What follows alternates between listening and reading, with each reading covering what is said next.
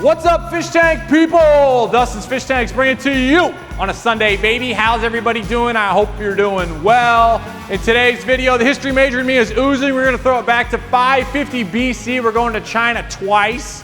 We're also gonna talk about 5 different types of aquarium plants on this Species Sunday. And I'm gonna get a little bit woo-woo with you and tell you a story you've never heard before about Greenhouse 2.0. And I'm gonna get extra woo-woo with you fish tank people. This is a beloved photo of my 95-year-old now deceased grandpa. I was fortunate enough to get to show him the pillars of this going up while he was alive and totally with it and talk to me about it. What are you gonna wish you woulda, coulda, shoulda done when you're 95 years old on your deathbed?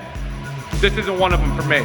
Confucius said that men live 2 lives, and their second one begins when they realize there's only one.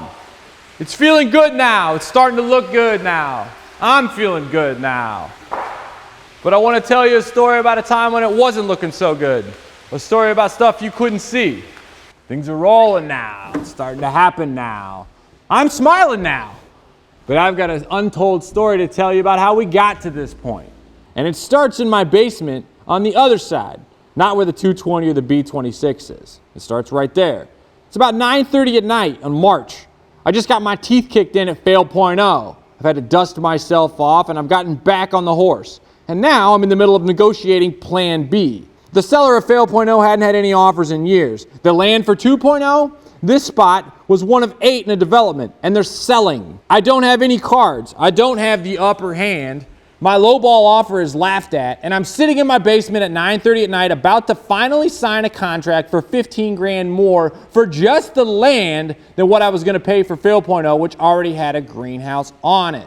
Now I have to listen to my little voice, my gut, the voice inside my head. Which is going to hurt more? The fear of the unknown and buying a piece of land and developing it for my first time ever, or a lifetime of woulda, shoulda, coulda, a lifetime of regret for not doing it? We have to go back to our mantra here. We have to postpone short-term gratification for our long-term life goals. I make the decision based on what I want for the long term. I put my offer in, he accepts it, and we close a month later.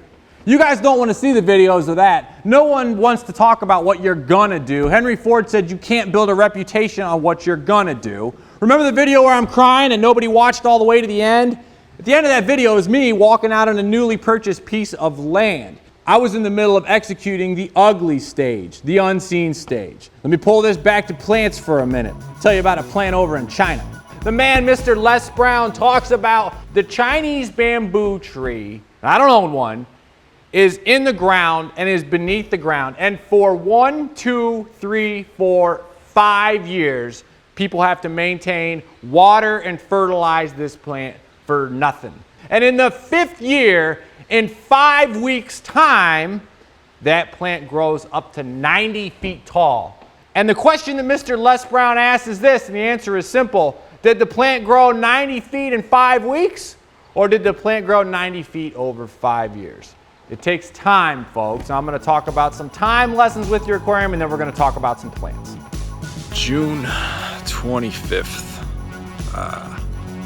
2018, Dusty got his approval from the city of Jessamine County tonight, and I'm pumped. And I'm good to go. Final development's approved, and I can't sleep, and I'm walking around thinking about the next plan. Here we go. Now the work gets real. All right, I talked about a Chinese bamboo tree that takes 5 years to finally come up out of the ground. Now I want to tie it back into aquarium plants with a little bit of postponing short-term gratification with these plants. I'm going to show you kind of the before and after. Most of these are A, there is a B as well. This is an ugly Amazon sword, right? Your plain Jane Echinodoros blairii on this Species Sunday, named after Heiko Blair's mom.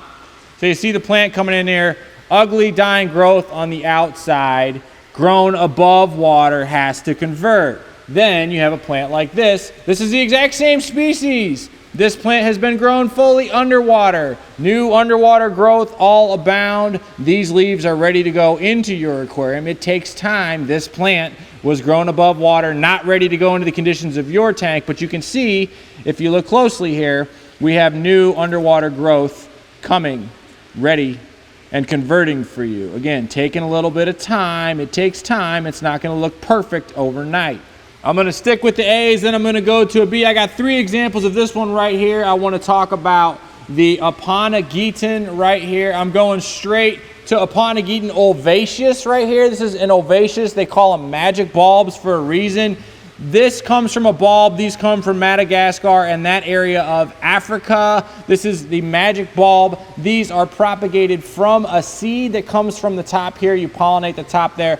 Awesome background plants. Aponigitons rule when it comes to that. Fast growing leaves. Any ugly on the leaves, just trim them off. But this grows from a bulb, and this has an ugly period. These have a dormant period. Karen Randall talks about how it's recommended that when they go and they kind of like grow real fast and they kind of die off, you take them out and actually hibernate them. And I'd love to get your feedback in the comments if you guys have actually done that with an Aponigeton.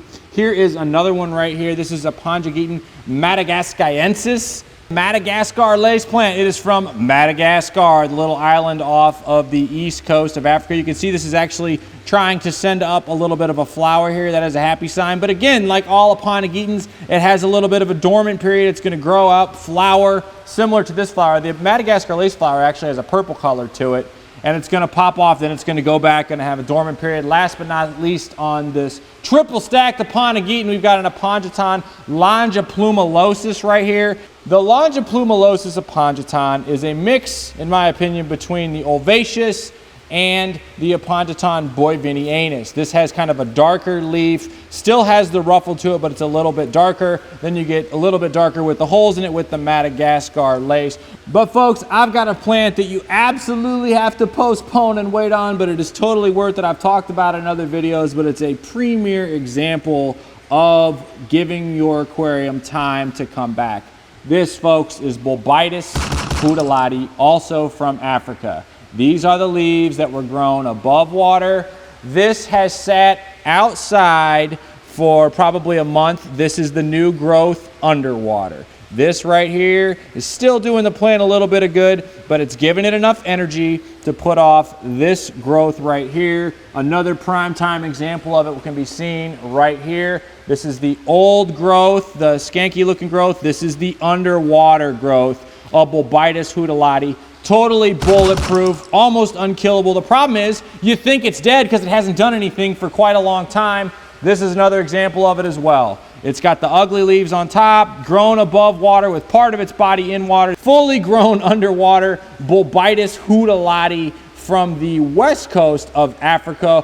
Bulletproof plant, you just have to set it and give it a while to come back, but it's basically unkillable, and we just kind of leave it lay around until it converts.